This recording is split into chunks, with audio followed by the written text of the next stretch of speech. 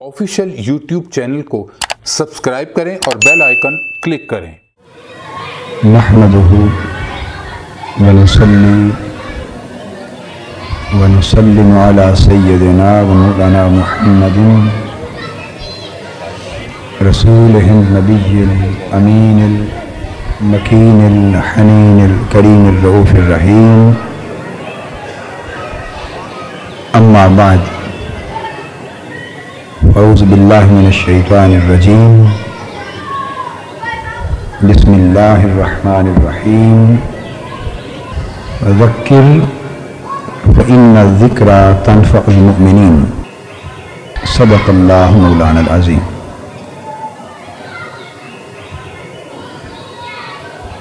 मुहतरमुल मुकाम पीर सैयद तालिब मुहियुद्दीन शाह साहिब, मुहतरमुल मुकाम साहबजादा सैयद सलीम अकबर शाह साहिब, जुमला मशाइख़ उलमाए कराम और अज़ीज़ान मुहतरम और मुअज़्ज़ज़ हाज़िरीन, अल्लाह रब्बुल इज़्ज़त का शुक्र है कि आज हमें सुल्तानुल औलिया इमामुल आरिफीन परवुर्द फैज़ान गौसुल आज़म रज़ियल्लाहु तआला अन्हु हज़रत सैयदना शाह अबुल मआली रज़ियल्लाहु तआला अन्हु मज़ार अक़दस और आपके दरबार आलिया की हाज़री नसीब है और आपके उर्स मुबारक की पाक मजलिस में हम शरीक हैं। मुअज़्ज़ज़ हाज़िरीन, मैंने कुरान मजीद की एक आया करीमा पढ़ी है जिसमें अल्लाह तबारक व तआला ने इरशाद फरमाया, वज़क्किर फ़इन्न ज़िक्रा तनफ़उल मुमिनीन। ए महबूब सल्लल्लाहु तआला अलैहि वसल्लम, तू इन्हें नसीहत कर, नसीहत फरमा, इन्हें अल्लाह की यानी मेरी याद दिला, मेरी याद दिला, आखिरत की याद दिला, इन्हें नसीहत फरमा। बेशक नसीहत ईमान वालों को फायदा देती है। यह आयत करीम, इन्हें नसीहत फरमा और बेशक नसीहत तनफ़उल फ़इन्न ज़िक्रा तनफ़उल मुमिनीन, बेशक नसीहत ईमान वालों को, मोमिनों को फायदा देती। इस आयत करीमा में दो चीजें, एक नसीहत करने का हुक्म है, नसीहत करने का हुक्म है कि भलाई की बात पहुंचाई जाए, भलाई की बात पहुंचाई जाए, और दूसरे ये इरशाद है कि भलाई और नसीहत ईमान वालों को फायदा देती। ये बयान किया जा रहा है कि नसीहत और भलाई उन्हें फायदा देगी जिनके अंदर ईमान पहले से मौजूद होगा, जिनकी दिल की जमीन हमवार होगी, दिल की जमीन हमवार होगी और ईमान का बीज जहां होगा और लोगों के अंदर सीने में ईमान का नूर होगा और जमीन सीने की, दिल की, रूह की ईमान के बीज से भरी हुई होगी, ऊपर से नसीहत का पानी आएगा तो फिर मुसलमानी का पौधा उग पड़ेगा, मुसलमानी का पौधा उग पड़ेगा, फिर उससे महक पैदा होगी, खुशबू पैदा होगी और उससे खैर फूटेगी। और अगर इसका मतलब ये हुआ कि अगर जमीन में ईमान का बीज न हो या बीज खराब कर दिया गया हो زمین خراب کر دی گئی ہو، اس میں گندگی کا ڈھیر ہو، اس میں بجائے ایمان کے بیج کے گندگی کے ڈھیر پڑ گئے ہوں،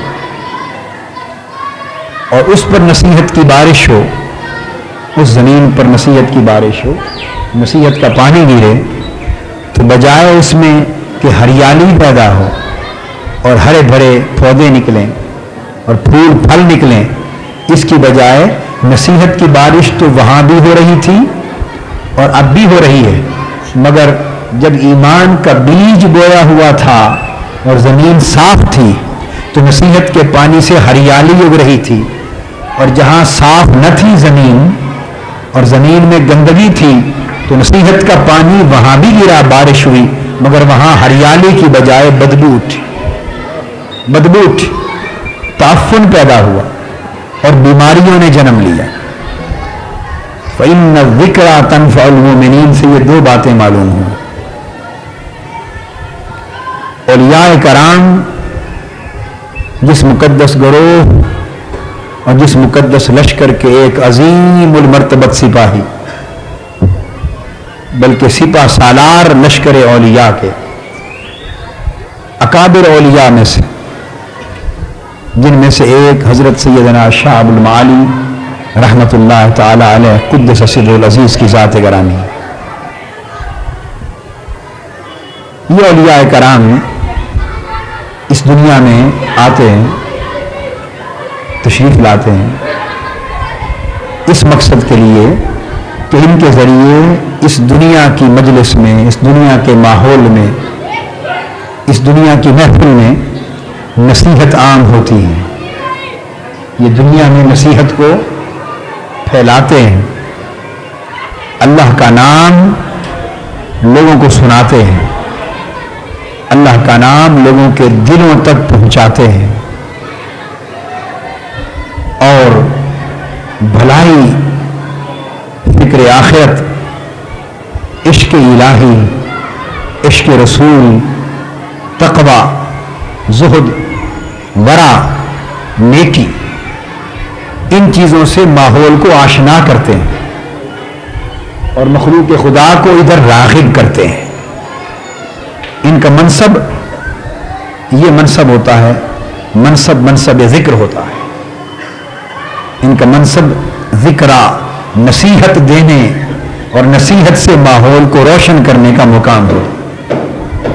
یہ ہمیشہ دنیا میں تشریف لائے اور ان کے آنے سے دنیا کی تاریکی چھٹ گئی، ظلمتیں چھٹ گئیں، ماحول روشن ہوا۔ ان نے ہمیشہ آ کے اللہ کے نام کی شمع جلائیں، اللہ کے نام کے چراغ روشن کیے، اللہ کی یاد کا ماحول پیدا فرمایا، اور اللہ کی محبت، اللہ کی طاعت، اللہ کی عبادت اور اللہ کی معرفت کے سبق دیے لوگوں کو۔ اور جو لوگ اللہ کی یاد سے غافل ہو گئے تھے انہیں اللہ کی یاد دلا دی، غفلت سے دور کیا۔ جن لوگوں کا رشتہ اللہ سے ٹوٹ گیا تھا، اللہ سے بندگی کا رشتہ، انہوں نے آ کر مخلوق کا رشتہ اللہ سے جوڑ دیا۔ لوگ نادان پوچھتے ہیں کہ اولیاء اللہ کا کیا فائدہ ہے؟ تم اولیاء اللہ کی بارگاہ میں کیوں حاضر ہوتے ہو؟ اولیاء اللہ کی بارگاہ میں تم کیوں حاضر ہوتے ہو؟ تمہیں ان کی مجلس سے کیا ملتا ہے؟ لوگ پوچھتے ہیں تمہیں ان کی مجلس سے کیا ملتا ہے؟ اتنا نادانی کا سوال ہے، مگر اس کا جواب تو وہ سوال کرنے والے سچے ہیں کہ وہ ان کی مجلس میں آئے ہی نہیں، انہیں کیا خبر کہ کیا ملتا ہے۔ یہ بات اس طرح ہے کہ کوئی بیمار کسی سے پوچھے کہ تم ڈاکٹر کے پاس جاتے ہو تمہیں کیا ملتا ہے، اور خود بیمار ہو، خود ڈاکٹر کے پاس نہ جائے، اور جو مریض ڈاکٹر کے پاس جائے اس سے پوچھے تمہیں ڈاکٹر کے پاس کیا ملتا ہے۔ اب یہ نہ ڈاکٹر کے پاس کبھی گیا نہ اسے خبر کہ کیا ملتا ہے، تو اس نے تو خالی اعتراض ہی کرنا سیکھا نا، اس نے تو خالی اعتراض کرنا سیکھا۔ یہ کہنا کہ تمہیں اولیاء کی مجلس سے کیا ملتا ہے، میں صرف ایک جملے میں اس کا جواب دینا چاہتا ہوں. اگر کسی کی سمجھ میں بات آ جائے اس کا نصیب، نہ آئے تو اس کا نصیب. یہ تو نصیب کی بات. ان لوگوں کے لیے جو یہ پوچھتے ہیں کہ اولیاء اللہ کی مجلس میں کیا ملتا ہے، بھئی میرا ایمان ہے کہ ان کی مجلس سے اللہ ملتا ہے. ان کی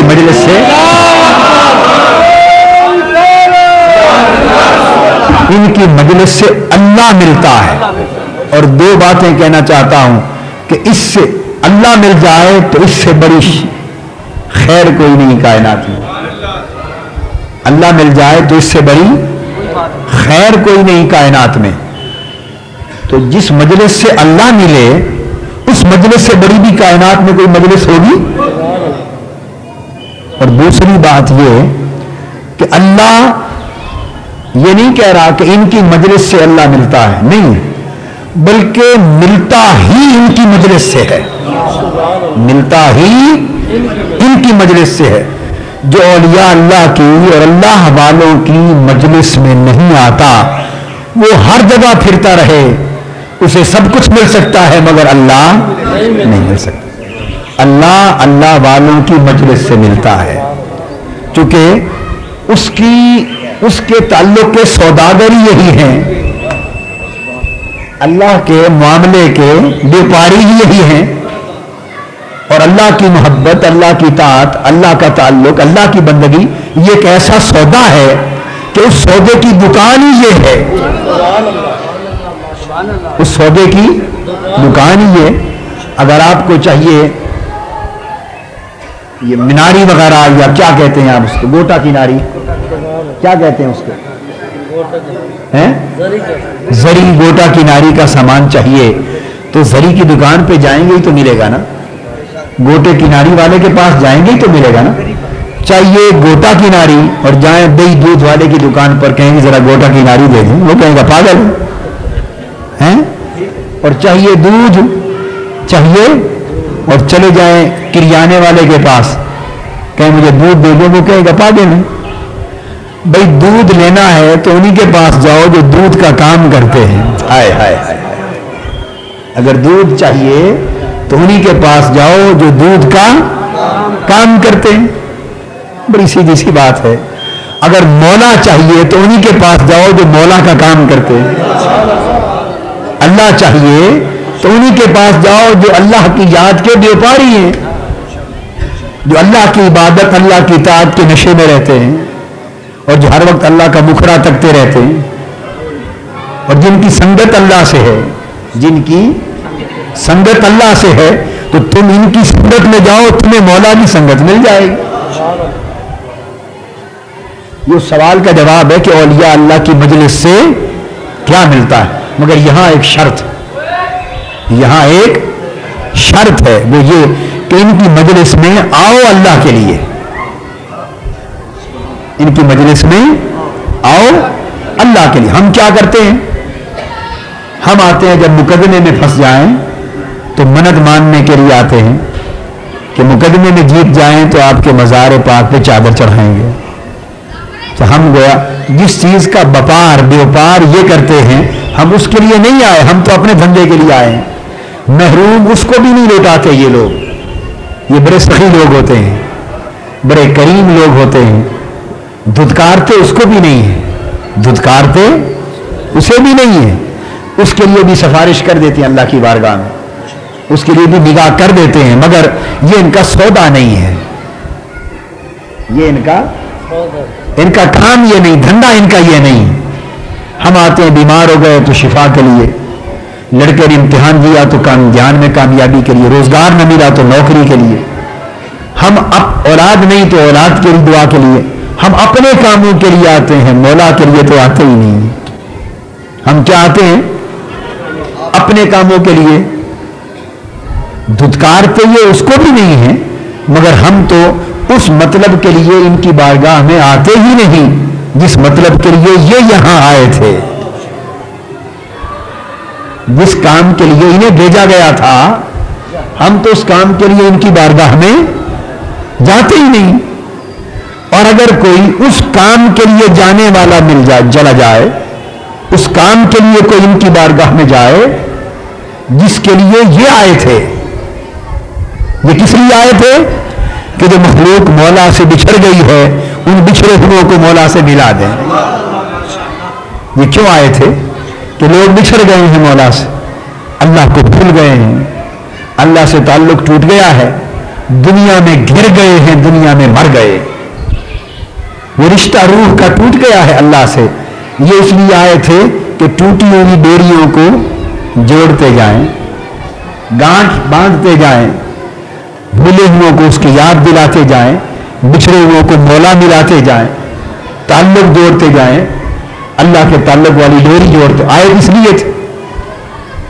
अब जब इनकी बारगाह में कोई आता है, सुबह से शाम तक लोग हाजिर होते हैं, ये जिंदा है, मजार पे हर आने वाले को पहचानते हैं, जो मजार पे हर आने वाले को पहचानते हैं, हर अर्ज करने वाले को सुनते हैं, हर अर्ज करने वाले को सुनते हैं, पहचानते हैं, तवज्जो फरमाते हैं। और जो शख्स कहता है कि ये नहीं देखते, जो शख्स कहता है ये नहीं देखते, मैं अल्लाह के घर में अल्लाह की कसम खा के कहता हूं कि वो खुद अंधा है, वो खुद अंधा है। जो इन्हें कहता है नहीं देखते, वो नहीं देखता। काश वो देखने वाला हो तो ये देखने वाले खुद ब खुद नजर आ जाए। और जो ये समझता है कि ये नहीं सुनते, वो खुद बहरा है। जो ये समझता है कि ये नहीं जानते, वो खुद जाहिल है। और जो ये समझता है कि ये नहीं पहचानते, वो खुद नाअहल है। ये पहचानते हैं, मगर बात यह है कि पहचानते हर एक को हैं और देखते हैं कि कौन किस लिए आया है। तो सुबह से शाम तक लोग हाजिर होते हैं इनकी बारगाह में। जब ये हयात ज़ाहिरी में होते हैं तब भी, और जब ये विसाल फरमा जाते हैं तब भी, तो फिर तब भी इनका मज़ार सोबत बन जाता है, इनका मज़ार सोबत बन जाता है। जब हयात ज़ाहिर में हो तो इनका वजूद सोबत होता है, जब मज़ार में चले जाएं इनकी रूह सोबत होता है। सोबत पहले भी होती है, सोबत बाद में भी कायम रहती है, सोबत मुनक़ता नहीं होती। तो हर आने वाले को देखते हैं, सुनते हैं क्या मांगता है। तो इनकी रूह सुबह से लेकर शाम तक आने वाले व्यापारियों को, ग्राहकों को देखती सुनती रहती है। दिन भी गुजर जाता है, शाम भी गुजर जाती है, अगला दिन भी गुजर जाता है, अगली रात भी गुजर जाती है, उससे अगला दिन भी गुजर जाता है, अगली रात, हफ्तों पर हफ्ते गुजर जाते हैं, महीनों पर महीने गुजर जाते हैं, और सालों पर साल गुजर जाते हैं। लाखों लोग आते हैं और जाते हैं, ये हर एक की सुनते रहते हैं और हर एक के लिए हाथ उठाते रहते हैं, तवज्जो देते रहते हैं, शफकतें फरमाते रहते हैं, सारा कुछ करते हैं, मगर इन्हें ताज्जुब होता है, हैरत ज़दा होते हैं। और हैरत ज़दा होकर ये मज़ार में ऊपर तकते हैं, अर्ज करते हैं मौला दुनिया में इतनी वहशत हो गई, ये लोग तुझे इतना भूल गए कि अब 1,00,000 आदमी मेरे मज़ार से होकर चला गया और हम मुंतज़िर रहे, हर कोई अपनी अपनी मांगता रहा, किसी ने हमारे पास आकर तुझे नहीं मांगा। हाय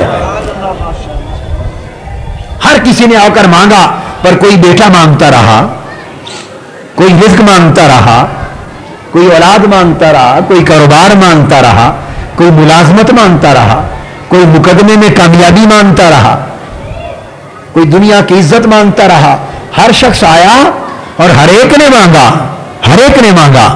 हम हर एक के लिए, चूंकि आज हो गया था हमारे दर पर, हम हर एक के लिए तेरी बारगाह में सिफारिश करते रहे, तवज्जो देते रहे मौला। पर हमें हैरानगी इस बात की है कि अब कोई भी नहीं बचा जो हमारे पास आकर तुझे मांगे। हाय हाय हाय, इतनी बेगानगी हो गई कि तेरा सवाली कोई भी नहीं आया, कोई ऐसा नहीं जो आके कहे ए हजरत शाहबुल माली हम तेरी बारगाह में आए हैं, हमें मौला मिला दे। हाय हाय,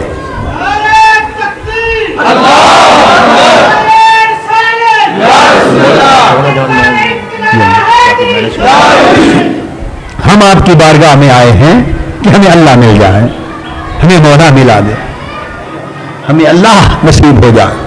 ये सवाल किस लिए नहीं किया? तो आप अंदाजा कर लें कि उनकी रूह पाक पर क्या बीतती होगी, क्या बीतता होगा। ये नुक्ता काबिल तवज्जो है, ये वजह है, ये वजह है کہ اولیاء اللہ تو زندہ ہیں، اولیاء اللہ تو زندہ ہیں، ان کا فیض بھی جاری ہے، مگر ہم ان کے فیض سے فائدہ اٹھانے والے نہیں رہے۔ یہ نہ سمجھے کہ ان کا فیض بند ہو گیا، نہیں، فیض جاری ہے، مگر ہم اس فیض سے جھولیاں بھرنے والے نہ رہے۔ ہم جھولیاں بھرنے والے اگر آج بن جائیں تو ان کا فیض آج بھی دنیا کی تاریکی کو روشنی سے بدل دے۔ وہ دینے والے ہیں مگر ہم لینے والے نہیں رہے، ہمارے دامن صاف نہیں رہے۔ آپ دودھ لینے کے لیے جاتے ہیں برتن میں، تو جانے سے پہلے برتن کو دھوتے ہیں یا یوں ہی اٹھا کے گندا مندا چلے جاتے ہیں؟ بولیے، کتنی بار دھوتے ہیں؟ اس کو مانجتے ہیں، اس کو خالی دھوتے نہیں بلکہ مانجتے ہیں، اچھی طرح ریت مارتے ہیں، پانی مارتے ہیں، کچی مارتے ہیں۔ یہ دھونے اور مانجنے میں فرق ہے۔ پانی گرا دیا دھل گیا، مگر ریت مارنا، کچی مارنا، رگڑنا یہ مانجنا ہے۔ تو مانجنے کا مطلب یہ ہے کہ ہر قسم کی میل کچیل سے برتن کو باہر سے کرتے ہیں یا اندر سے؟ دودھ باہر ڈالنا ہے یا اندر؟ ہے اندر ڈالنا ہے نا، اندر مانجتے ہیں اور باہر کی اتنی پرواہ نہیں کرتے، چلو تھوڑا سا پانی گرا لیا، مگر اتنا مانجنے کا کام باہر نہیں کرتے جتنا اندر کرتے کہ دودھ تو اندر جانا ہے۔ ہم خالی دودھ لینے جائیں تو برتن کو اندر سے مانج کر جائیں، اور اللہ والوں کے پاس جائیں تو اندر گندا مندا ہی لے کر چلے جائیں، بغیر مانجے جائیں۔ اور ہم کیا کرتے؟ بڑے لباس پہن لیتے، بڑے لباس پہن لیے، شلوار قمیض پہن لی، واسکٹیں تان لی، یہ جیسے میں آیا یہ واسکٹیں پہن لی، یہ ہم گندے لوگ ہیں نا، ریاکار لوگ ہیں، کمینے لوگ ہیں، گھٹیا لوگ ہیں، دنیا پرست لوگ ہیں۔ تو اپنا اوپر بڑا بنا سنوار لیا، اوپر بنا سنوار لیا، دیکھنے والے نے کہا صاف ستھرا آدمی ہے۔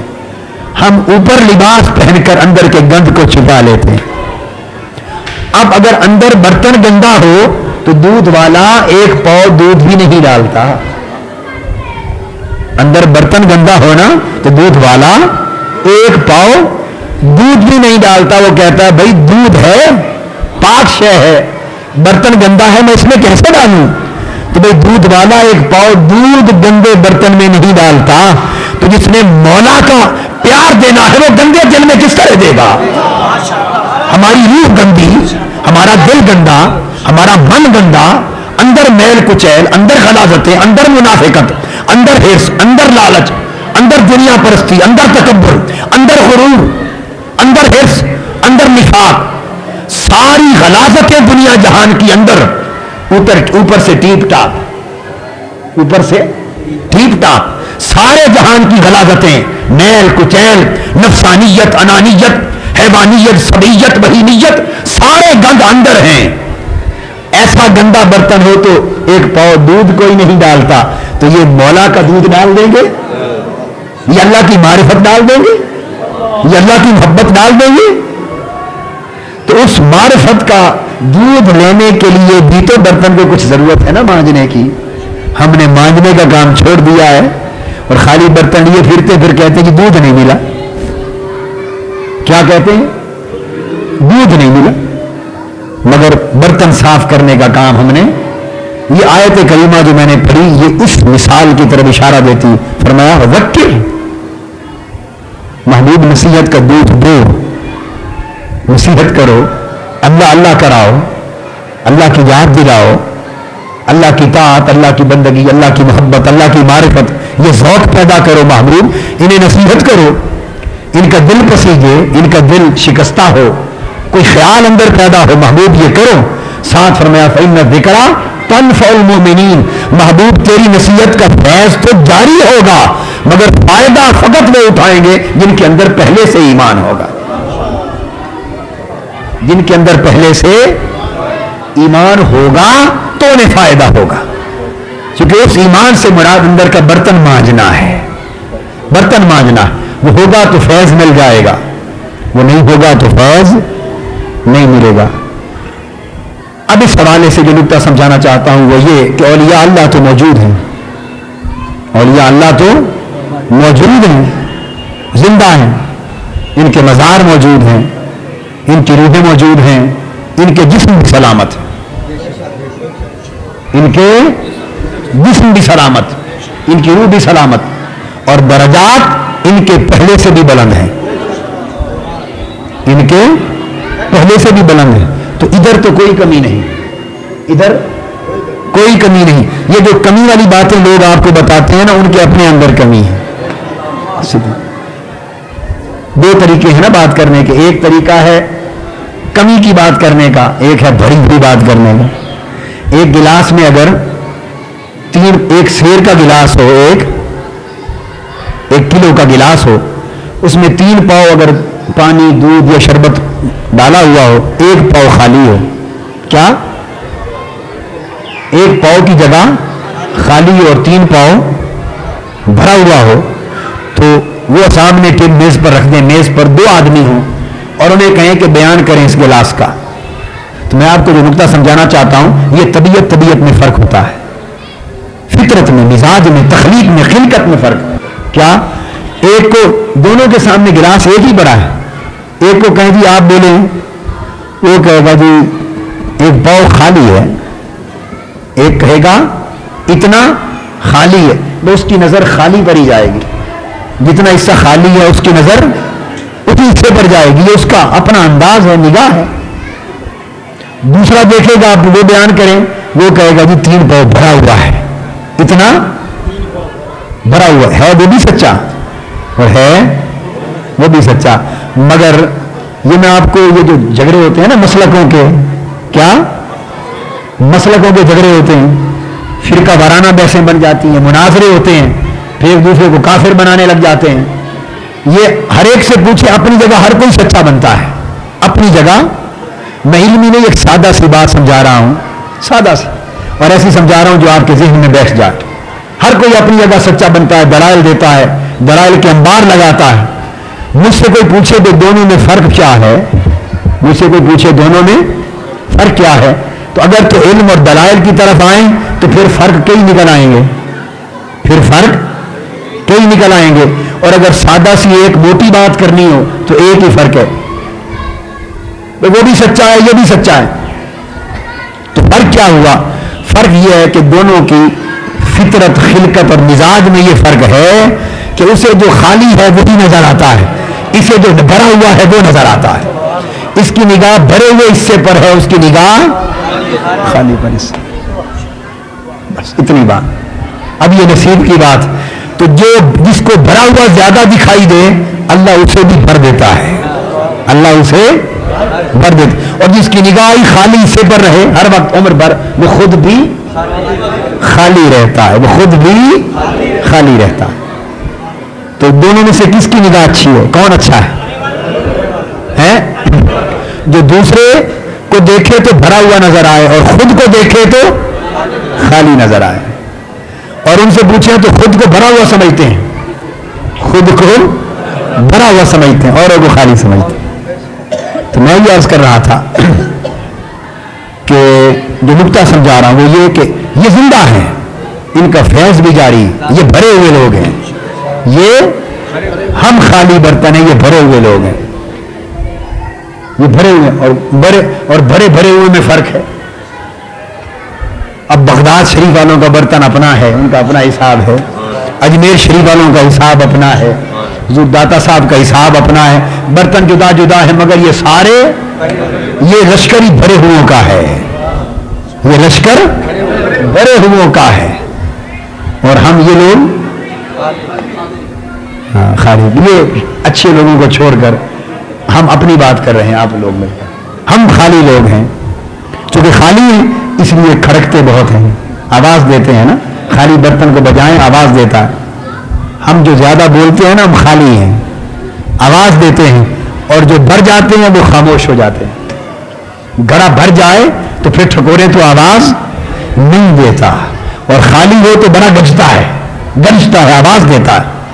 تو ہم جتنا گرجتے ہیں اتنے خالی ہیں, اور یہ جو بھر جاتے ہیں یہ پھر خاموش ہو جاتے ہیں. حضرت میر علی شاہ صاحب رحمۃ اللہ علیہ فرماتے ہیں نا, کوئی مثل نہیں ڈھولن دی, کوئی مثل نہیں بولن دی چھپ کر مہر علی اتنے جا نہیں بولن دی اتنا جا نہیں بولن دی. تو میں یہ عرض کر رہا تھا کہ ان کا فیض جاری ہے، مگر جو نقطہ سمجھانا چاہتا ہوں وہ یہ، کتنے اولیاء اللہ ہیں ہمارے معاشرے میں، ہمارے شہر میں لے لیں، مدینۃ الاولیاء ہے، جگہ جگہ اولیاء اللہ اور ان کے فیضان، ان کے مقدس ارواح. مگر آپ نے کبھی غور کیا؟ یہ بات سمجھانا چاہتا ہوں کہ جو جو دن گزرتے جا رہے ہیں، دن بدن ہمارے ایمان کی حالت کمزور ہوتی جا رہی، معاشرہ ایمان کے لحاظ سے تباہ ہو رہا ہے. یہ بات درست ہے یا نہیں؟ بے ایمانی بڑھتی جا رہی، بددیانتی بڑھتی جا رہی، بدعنوانی بڑھتی جا رہی ہے، ظلم بڑھتا جا رہا ہے، لوٹ مار، رشوت، بے حیائی، دین سے دوری بڑھتی جا رہی ہے. مگر یہ فیض کے مرکز قائم ہیں اور یا اللہ ہیں، نصیحتوں کے چشمے موجود ہیں، مگر معاشرہ دن بدن تباہ ہوتا جا رہا ہے، پورا ملک دن بدن. یہ حکمت سمجھانا چاہتا ہوں کہ یہ وجہ کیا ہے. تو کیا یہ سمجھ لیں کہ ان کا فیض بند ہو گیا؟ بولیے ہلکا 95 والوں، کیا یہ سمجھ لیں کہ ان کا فیض بند ہو گیا؟ جی نہیں. جو یہ سمجھتا ہے اس کے اپنے اندر کوئی بندش ہے، اس کے اپنے اندر بندش. ان کا فیض ہے جاری، ان کا فیض بند نہیں ہوا. پھر وجہ کیا ہے؟ جب ان کا فیض بھی جاری ہے اور معاشرہ دن بدن تباہی کی طرف، بربادی کی طرف، دن بدن حالات خراب دیگر گوں، اور یہ مرکز بھی سلامت اور فیض بھی جاری، تو پھر کیا وجہ ہے؟ اب اس کی وجہ سمجھانے کے لیے یہ میں نے آیت کریمہ پڑھی تھی، اس کی وجہ اور اس کا جواب اس قرآن مجید کی آیت نے دیا. فرمایا ذکر، یہ ان کا چشمہ سرچشمہ ذکر ہے، سرچشمہ تذکیر ہے، سرچشمہ نصیحت کا چشمہ ہے، فیض کا چشمہ ہے. مگر آگے فیض تو جاری ہے مگر معاشرہ فیض لینے والا نہیں رہا، معاشرہ فیض لینے والا نہیں رہا، کیونکہ فإن الذکرى تنفع المؤمنین. فیض لینے کے لیے ضروری تھا کہ ایمان سلامت ہوتا، ایمان سلامت ہوتا. معاشرے کا ایمان کا جو پودا تھا، معاشرے میں جو ایمان کے پودے تھے وہ تو جلا دیے حکمرانوں نے، وہ تو جلا دیے بڑوں نے، وڈیروں نے، سرمایہ داروں نے، جاگیرداروں نے، مسلط لوگوں نے، جن کے ہاتھ میں معاشرے کا نظام ہے، جن کے ہاتھ میں معاشرے کا نظام ہے، جو ملک کا نظام چلاتے ہیں، وہ تو جلا دیا انہوں نے. کیسے؟ وہ غریب شخص، اسے اپنے گھر کا کوئی کام ہے، دفتر میں جاتا ہے، 100 بار دھکے کھاتا ہے، بغیر رشوت کے کام نہیں ہوتا، تو وہ رشوت دینے پر مجبور، وہ رشوت. اور جو دفتر میں ملازم ہے کلرک، وہ خالی تنخواہ لے کر جاتا ہے تو 10 دن بچوں کو روٹی ملتی، 20 دن روٹی نہیں ملتی. میں آپ کو نکتہ سمجھا رہا ہوں، اسے 20 دن روٹی نہیں ملتی خالی تنخواہ سے. یہ لیڑی لگانے والوں سے پوچھیں، یہ دکانداروں سے پوچھیں، کلرکوں سے پوچھیں، چھوٹے غریب ملازموں سے پوچھیں جو 1000 1200 1500 تنخواہ اور آمدنی لیتے ہیں کہ 1000 1500 سے کتنے دن گزرتے ہیں آج مہینے کے؟ بولیے 10 دن بھی نہیں گزرتے، 15 دن بھی نہیں گزرتے. جن کو 15 دن کھانے کا ملے اور 15 دن کھانے کا نہ ملے، جن کے بچے بھوکے رہیں، بچوں کا بیمار ہو جائے، تو رزق حلال جو 1500 کما کے لایا جو 10 دن میں ختم ہو گیا، آپ ایمان سے کہیے کہ بچے اس کے بیمار ہو جائیں، جیب میں پیسہ نہیں، تو وہ حلال حرام کا فرق دیکھتا رہے یا بچے کی جان کی پرواہ کرے؟ اس کا پیسہ تو ختم ہو گیا. اب بچہ مر رہا ہے، تڑپ رہا ہے، وہ ڈاکٹر کے پاس جاتا ہے، ڈاکٹر 60-100 روپے فیس مانگتا ہے، روزانہ 60 روپے کا نسخہ آتا ہے، دوائی آتی 20-30 روپے کی دوائی آتی. جس بچے کے، جس شخص کی اولاد کا ایک ہی فرق 10 دن بیمار رہا اور 30 روپے روزانہ کے 50 روپے لگتے رہے، اس کے تو 500 خالی کیپسولوں پر نکل گئے، 500 خالی کیپسول پر نکل گئے. 7 بیوی بیمار ہو گئی، خود بیمار ہو گیا، اس کا تو 1000 لگ گیا. اس غریب کو نہ کھانے کا ملا. عید شادی بیاہ آ گئے تو 2-3 جوڑے سلا لیے تو تنخواہ ہی نکل گئی ساری. بچوں کے لیے جوتے 2 خرید لیے تو تنخواہ نکل گئی, آدھی تنخواہ نکل گئی. اس غریب سے پوچھئے جسے اس معاشرے نے 30 دن کام کر کے اتنی روزی بھی مہیا کرنے کا سامان نہیں دیا کہ وہ 10 دن اپنے بچوں کو حلال کی روٹی دے لے, بیمار ہو جائیں تو علاج دے لے. میری بات درست ہے یا نہیں؟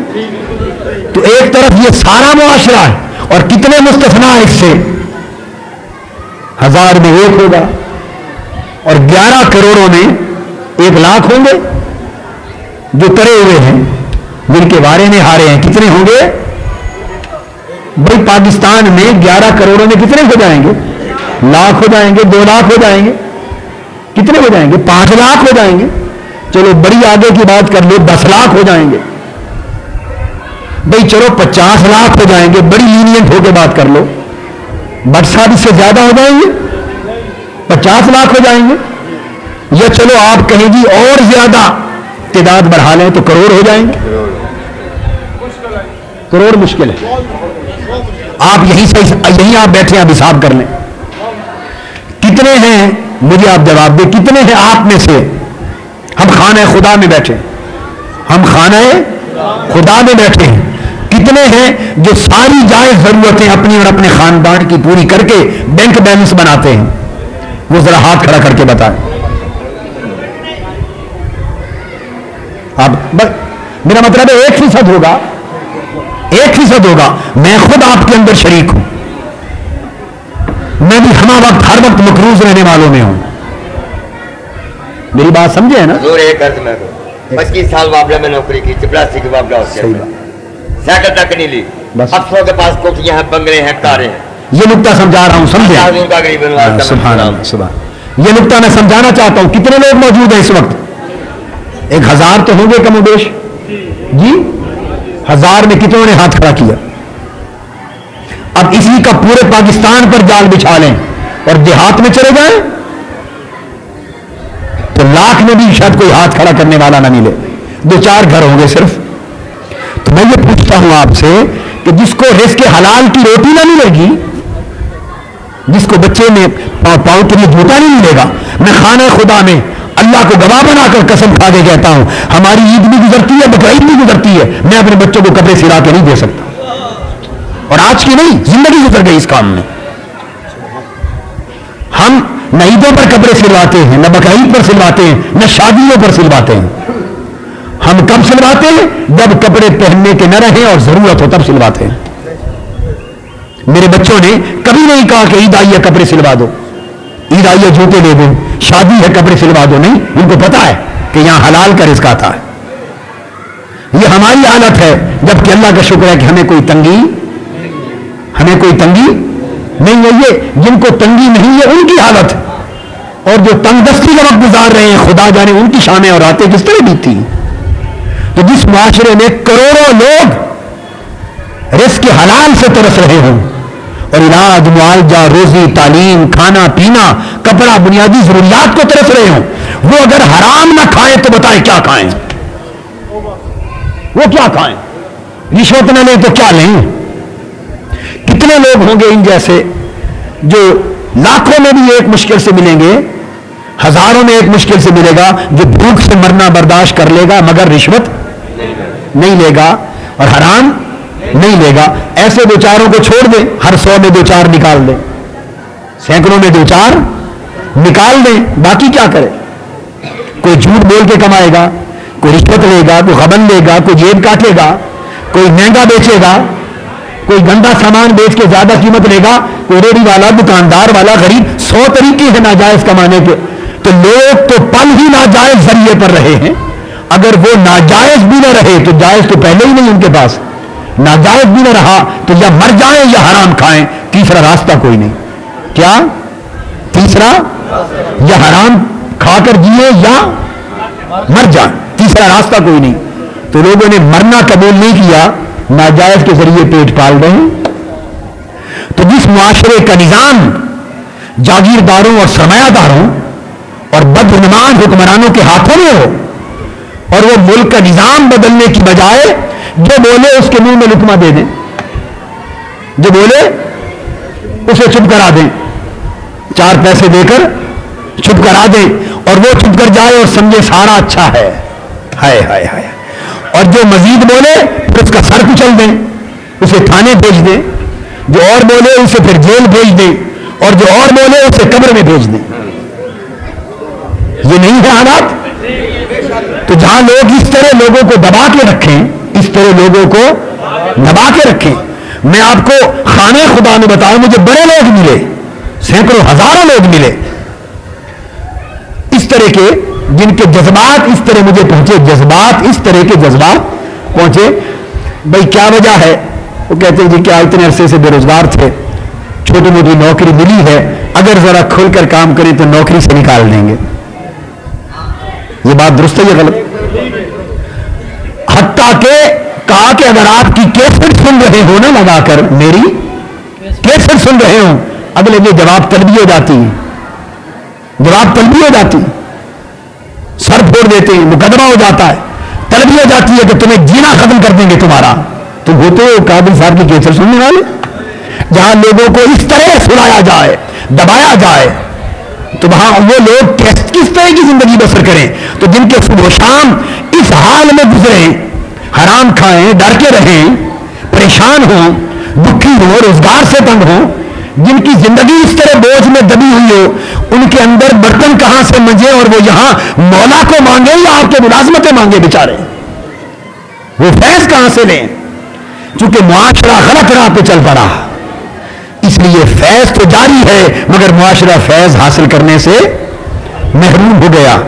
اب اس جاری فیض کو معاشرے تک پہنچانا ہے، اس فیض کو معاشرے تک پہنچانا ہے تاکہ لوگ اس فیض سے رنگنے لگیں۔ تو اب اس میں جو درمیان کی رکاوٹ کیا ہے؟ نظام۔ درمیان کی رکاوٹ کیا ہے؟ نظام۔ جس نظام نے معاشرے کو اس قابل نہیں چھوڑا کہ معاشرہ فیض لے سکے، اگر یہ نظام بدل جائے، اگر یہ نظام بدل جائے اور دیوار راستے کی ہٹ جائے تو فیض تو جاری ہے، گھر گھر پہنچ جائے گا، ایمان کے پودے ہرے بھرے ہو جائیں گے، ایمان کے کھیت لہلہانے لگیں گے، ہریالی آ جائے گی۔ اگر نظام بدل جائے تو رکاوٹ ہٹ جائے گی۔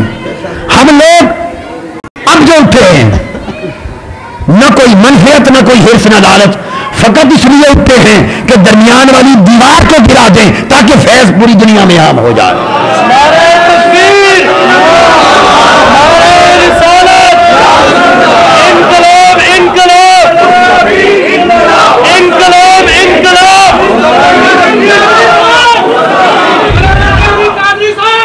آپ کہیں حضرت صاحب المعالی، دربار حضرت صاحب المعالی، فیض حضرت صاحب المعالی، فیضان حضرت صاحب المعالی، فیضان غوثیہ، فیضان قادریہ، یہ حضور غوث پاک کے فیض یافتہ اور ان کا خانوادہ سارا، اللہ انہیں سلامت آباد رکھے۔ تو میں یہ عرض کرنا چاہتا ہوں کہ ہماری جنگ ساری اتنی ہے کہ اس درمیان کی دیوار کو گرا دیں، نظام بدل دیں تاکہ جو جاری چشمے ہیں فیض کے، جاری تو ہیں ہی، اس سے ہر کوئی جھولیاں بھر سکے۔ یہ معاشرے کا نظام جو ہے اس نے تباہ کر دیا۔ معاشرے کے نظام نے، حدیث پاک میں ہے، حدیث پاک حضور علیہ السلام نے فرمایا کاد الفقر ان یکون کفرا، فرمایا ممکن ہے کہ غربت اگر بڑھ جائے، غربت بڑھ جائے تو یہ ممکن ہے کہ غربت کفر میں بدل جائے۔ غربت جسے کھانے کا نہیں ملے گا اور 10 سال ہی بیت جائیں گے، زندگی بیت جائے گی، محنت کر کر کے پیٹ کاٹ کاٹ کے بچہ پڑھایا 16-14 سال، اور پڑھا کے جب ڈگری لے کے نکلا تو 5 سال دھکے کھاتے گزر گئے، نوکری کوئی نہیں، ریڑھی لگا رہا ہے۔ اور اب ملتی انہیں کو ہے جن کے پہلے ہی بارے نہیں آ رہے ہیں، جو MLA ہیں بس ان کی نوکری، جو MP ہے اس کی نوکری، جو وزیر ہے اس کی نوکری، جو مشیر ہے اس کی نوکری، جو وزیر اعلیٰ اور وزیر اعظم کے لوگ ہیں ان کی نوکری، اور جو اللہ کی ساری مخلوق پڑی ہے ان کے لیے تو جس کو روزگار نہ ملا وہ کہاں جائے، جسے رزق نہ ملا وہ کہاں جائے، جسے علاج نہ ملا وہ کہاں جائے۔ جس کو زندگی کا حق نہ ملا وہ کہاں جائے. تو ان ساری پریشانیوں نے ملا کر ہمارے ایمان کے پودے کو دبا دیا ہے. یہ بات سمجھ آئی ہے؟ ہمارے ایمان کے پودے کو دبا دیا ہے. اب وقت ہے کہ ان پریشانیوں کے بوجھ کو اٹھا کے پھینکا جائے تاکہ ایمان کا پودا پھر اٹھے, ہریالی آئے. ادھر ہریالی آئے, ان کا فیض ہو, ہر طرف مہکار ہی مہکار ہو جائے.